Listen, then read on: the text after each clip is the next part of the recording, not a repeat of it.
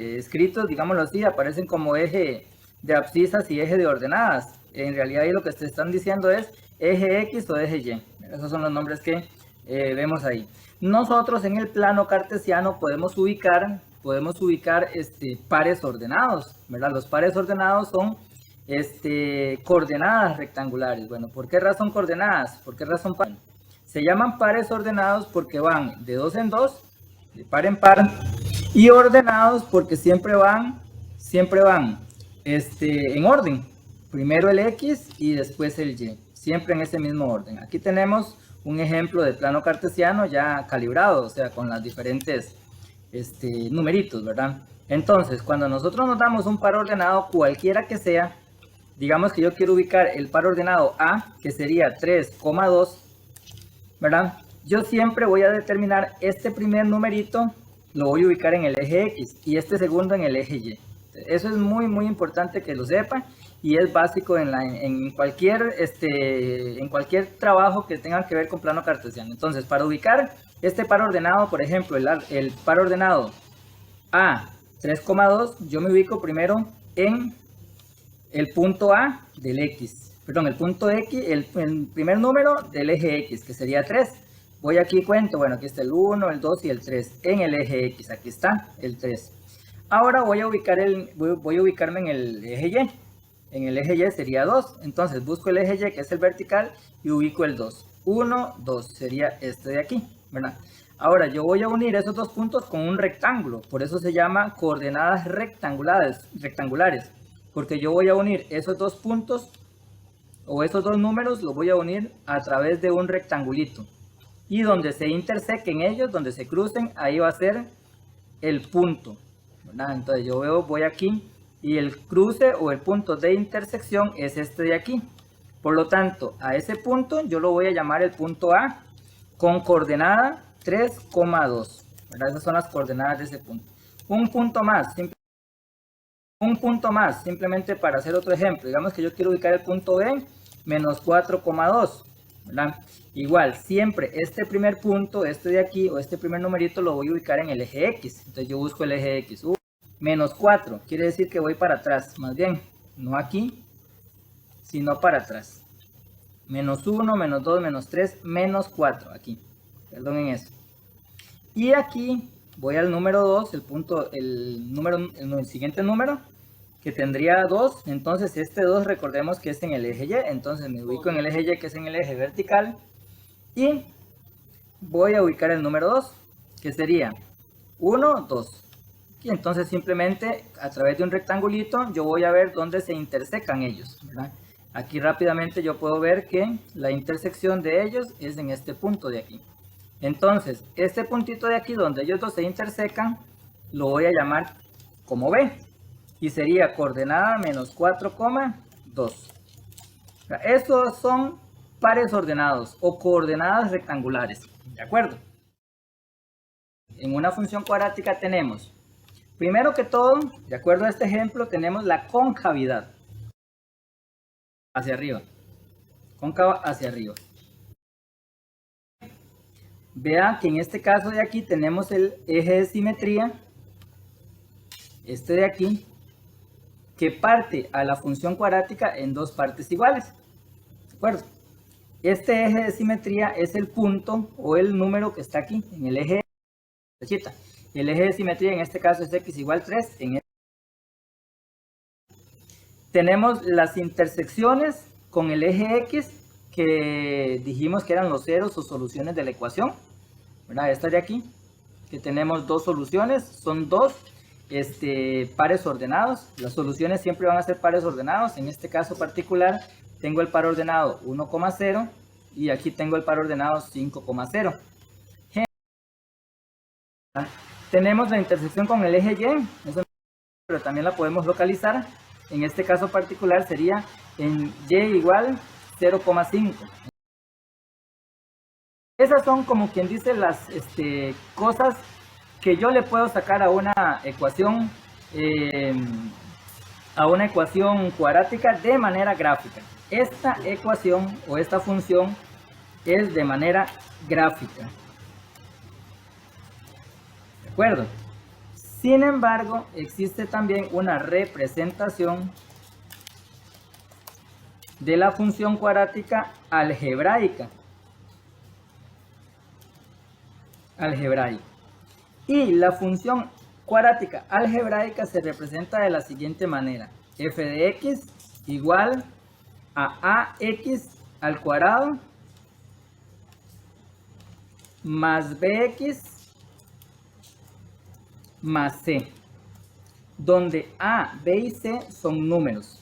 O sea, las letras a, b y c me representarían números generales, cualquier número, pero un número. Ejemplos de funciones cuadráticas podría ser, por ejemplo, f de x igual a 3x al cuadrado más 2x menos 15, por ejemplo. Eso es una función cuadrática. Otra función cuadrática podría ser, por ejemplo, f de x igual a menos 7x más 4x más 1. Este 7x hay que ponerlo al cuadrado. 7x al cuadrado más 4x más 1 son ejemplos de funciones cuadráticas de manera algebraica. En estos dos casos nosotros podemos identificar el a, b y c. En la primera, ¿cuánto vale a? Vale 3. ¿Cuánto vale b? Vale 2.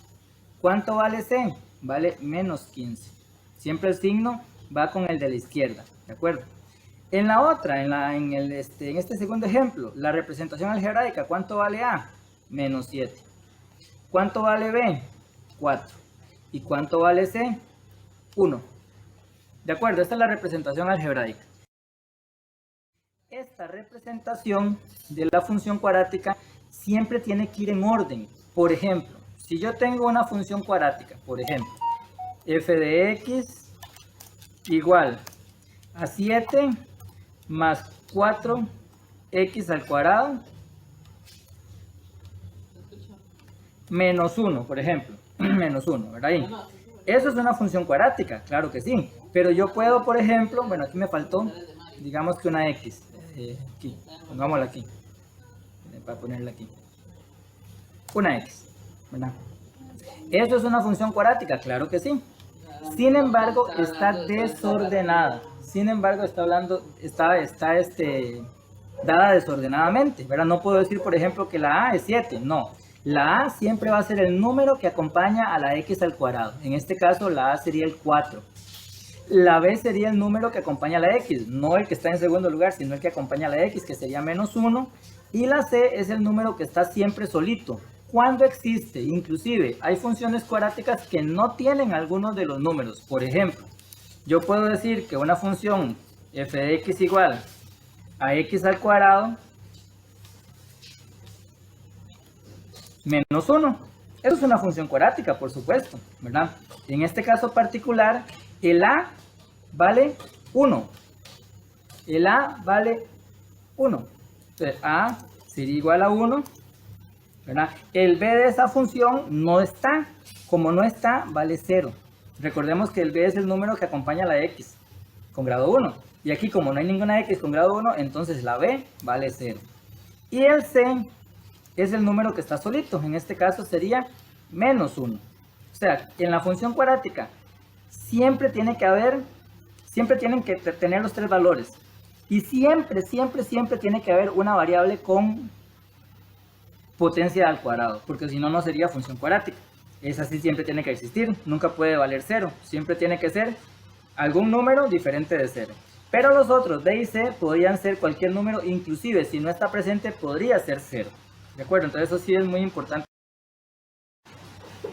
Todas estas cosas que están aquí, nosotros se las podemos sacar a una función cuadrática. Todas estas que está aquí, el discriminante, la concavidad, la intersección con el eje X, la intersección con el eje Y, el eje de simetría, el ámbito, cuándo es creciente y cuándo es decreciente. Recordemos que esto es la monotonía. Entonces, antes de eso vamos a ver una fórmula que se llama la fórmula general. Fórmula general. Así se le conoce a la siguiente fórmula. La fórmula general es la siguiente. Vamos a hacerla aquí.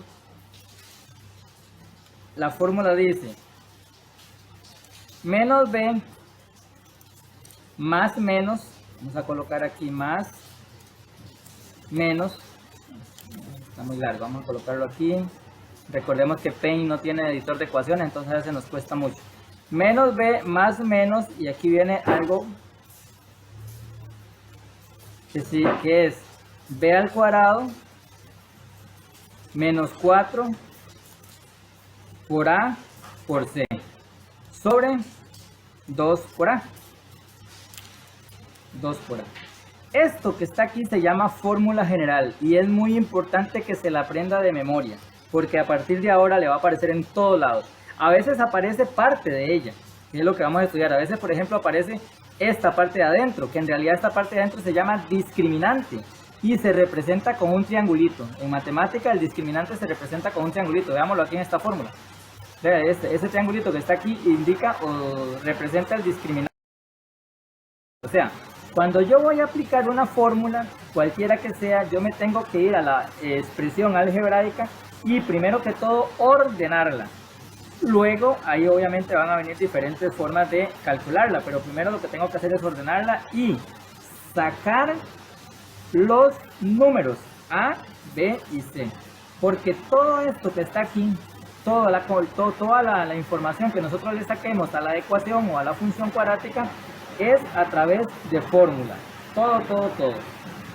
Vamos a ver un ejemplo. Vamos a ver los ejemplos con la fórmula. Ok. Digamos la siguiente función. Ejemplo 1.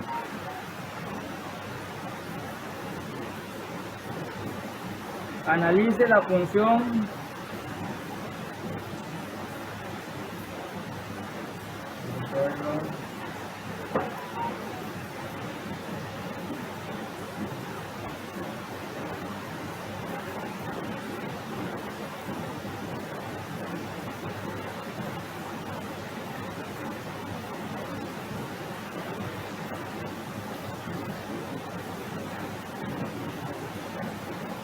Analice la función f de x igual 5x al cuadrado más 3x más menos 4. Ok, recordemos que hay un montón de cosas que vamos a analizar. Vamos a ir paso a paso. Lo primero que nosotros vamos a analizar o vamos a calcular es el discriminante. Eso es lo primero que nosotros vamos a calcular. Veamos que está aquí el discriminante. Entonces, lo primero que vamos a calcular nosotros es el discriminante.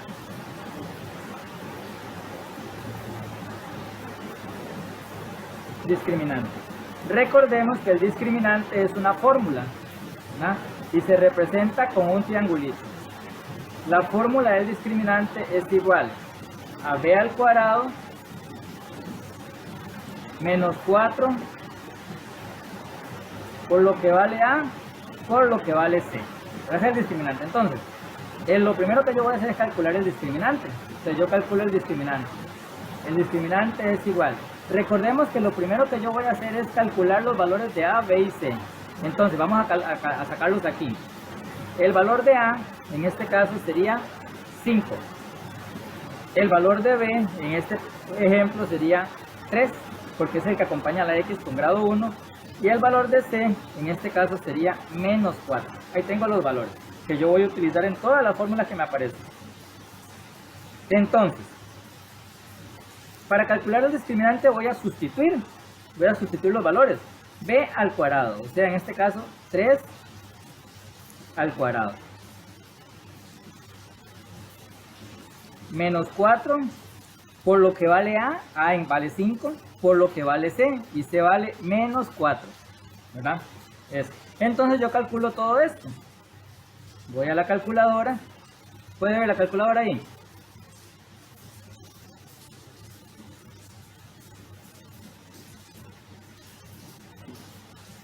Ok, yo voy a la calculadora y meto los datos. 3 al cuadrado menos 4 por 5 por menos 4. Y eso es igual a 89. Entonces, el discriminante es igual a 89. Eso es lo primero que tengo que analizar. Ojo que ya estamos nosotros analizando la ecuación o la función cuadrática. Lo primero que hay que calcular es el discriminante. A veces inclusive con el discriminante nosotros podemos sacar otras conclusiones que ahorita las vamos a ver. pero vamos a ir paso a paso. Ya calculamos el discriminante. Vamos a calcular la concavidad, o sea, si es cóncava hacia abajo o si es cóncava hacia arriba. La concavidad, vamos a ponerlo aquí, el segundo. Vamos a poner aquí, vamos a ponerlo con números romanos para no equivocarnos. Aquí vamos a poner el 1, el discriminante, el 2, ¿verdad? Vamos a con la concavidad. La concavidad se lee, solamente se sabe con el valor de A. Si A es mayor que 0, o sea, positivo, la función es cóncava hacia arriba. Vamos a hacerlo aquí. Borrémosle la parte de aquí. Ahí. Cuando A es negativo o menor que 0, negativo, la función es cóncava hacia abajo, ¿verdad? Entonces solamente de esa manera se puede saber. Nada más. O sea, con solamente yo ver el valor de A, yo ya sé si es cóncava hacia arriba o cóncava hacia abajo. En este caso particular, veamos que A es 5, o sea, es positivo, mayor que 0. Por lo tanto, la ecuación es cóncava, la concavidad, cóncava hacia arriba. Cóncava hacia arriba. ¿De acuerdo? Ahí tenemos el segundo estudio, la concavidad. Cuando A, nuevamente repito, cuando A es positivo es cóncava hacia arriba, cuando A es negativa o menor que 0 es cóncava hacia abajo. En este caso es cóncava hacia arriba porque A es positivo, vale 5. Ok, lo siguiente que nosotros vamos a estudiar, ¿verdad?, de la concavidad son la intersección con el eje X. La intersección con el eje X. Entonces, vamos a ir guardándonos y no poniéndolos aquí para no confundirnos. Este es 1, este es 2. Vamos aquí con el 3. Vamos a investigar o estudiar la intersección con X, también llamado ceros o soluciones de la función. Cualquiera que le digan es igual, o sea, si le dicen ceros de la función, si le dicen soluciones de la función, es lo mismo, intersección con el eje X. Ahora, la intersección con el eje X en realidad es resolver la fórmula general. Resolver la fórmula general. Entonces, en la calculadora, ¿verdad?, yo voy a colocar mode 5, que es ecuación, y 3, que es la ecuación cuadrática. Entonces la calculadora ya está en modo ecuación cuadrática. Aquí vea que me pide los valores de A, B y C, ¿verdad? Entonces, ¿cuánto vale A? Vale 5. Le doy 5 y le doy igual. ¿Cuánto vale B? Vale 3. Le doy 3 y le doy igual. ¿Cuánto vale C? Menos 4. Le doy menos 4 y le doy igual. Entonces, algo muy importante antes de darle igual. El discriminante a mí me permite saber si la función tiene soluciones o tiene intersecciones. De tres maneras. Si el discriminante es positivo o mayor que 0, la función va a tener dos soluciones o dos puntos. Si el discriminante es igual a 0, la función va a tener un punto o una solución. Y si el discriminante es negativo, la función no va a tener intersección. En este caso, como es positivo, me va a dar dos soluciones. Le doy igual y la primera dice que es menos 3 más raíz cuadrada de 89. Vea que aquí coincide. El 89 que está aquí dentro de la calculadora, dentro de la raíz, es el mismo discriminante, porque evidentemente la fórmula general, lo que está dentro de la raíz se llama discriminante, ¿verdad? Entonces, la primera solución dice que es x1, es esta de aquí, ¿verdad? Vamos aquí y vamos a decir que x1 es igual a menos 3 más raíz cuadrada de 89 sobre 10. Y la segunda solución le doy igual, vea que aquí me da x2 menos 3 menos raíz de 89, ¿verdad? Entonces, en este caso, vamos a recortar aquí la solución. Esta sería x2. x2 es igual intersección con Y. Pues en este caso particular, la intersección con el eje Y va a ser 0, menos 4. Ahora aquí lo calculamos, pero veamos que la forma de poder calcular el valor de Y en realidad no es otra más que el numerito que queda solo, este de aquí. Siempre va a ser la intersección con el eje Y. Este numerito que queda solo, o sea, C, siempre va a ser la intersección con el eje Y. Por ejemplo, si la función tuviera C4 o C7, sería 0,7. Si la función tendría, qué sé yo, menos 15, sería 0,15. Menos 15, perdón. Y así sucesivamente. Eso es la intersección con Y. ¿De acuerdo? Siempre va a ser el término que está solito aquí. Esa es la intersección con Y, perdón. El eje de simetría, que es lo siguiente que vamos nosotros a estudiar, ¿verdad? Vamos a hacerlo aquí. El eje de simetría sería la quinta. Vamos a hacerlo con el mismo color.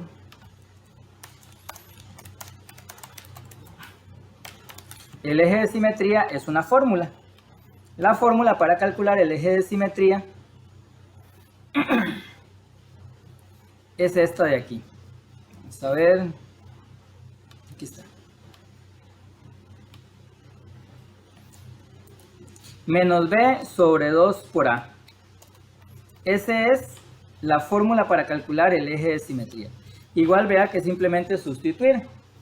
O sea, en este caso particular, X es igual a la fracción menos B, o sea, menos lo que vale B.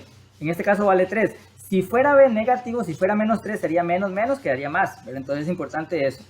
Menos B, que sería menos 3 sobre 2 por lo que vale A, que en este caso A vale 5. O sea, menos 3 sobre 2 por 5.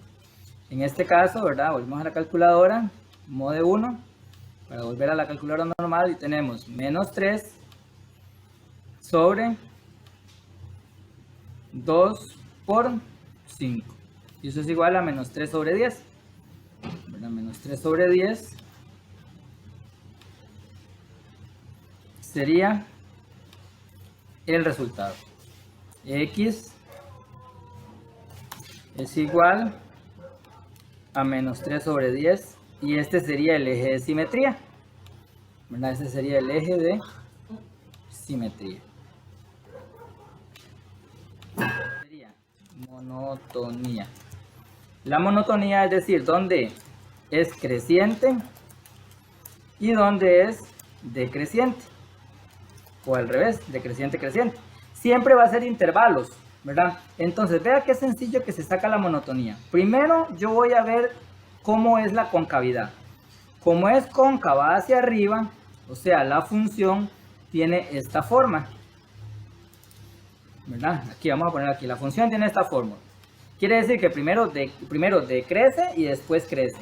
Ahora, ¿dónde baja? ¿Dónde crece? ¿Dónde decrece? Siempre va a ir acompañado del eje de simetría.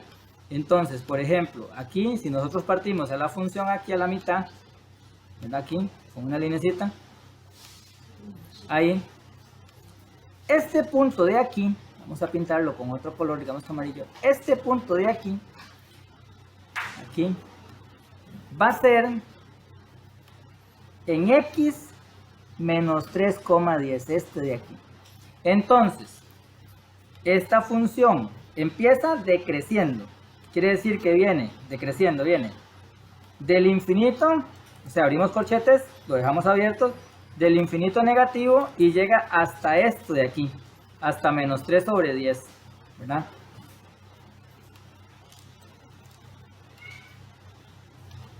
Menos 3 sobre 10. Y aquí le pongo el corchete, ¿verdad? Decrece. Primero va para abajo, de la izquierda a la derecha, primero va para abajo, decrece. Y después crece. Ahora, ¿de dónde crece? De ese mismo punto, del X, del eje de simetría, hacia arriba. Entonces, crece de menos 3, vamos a hacer un poquito más arriba para que nos quede aquí. Desde menos 3 sobre 10 hasta el infinito positivo.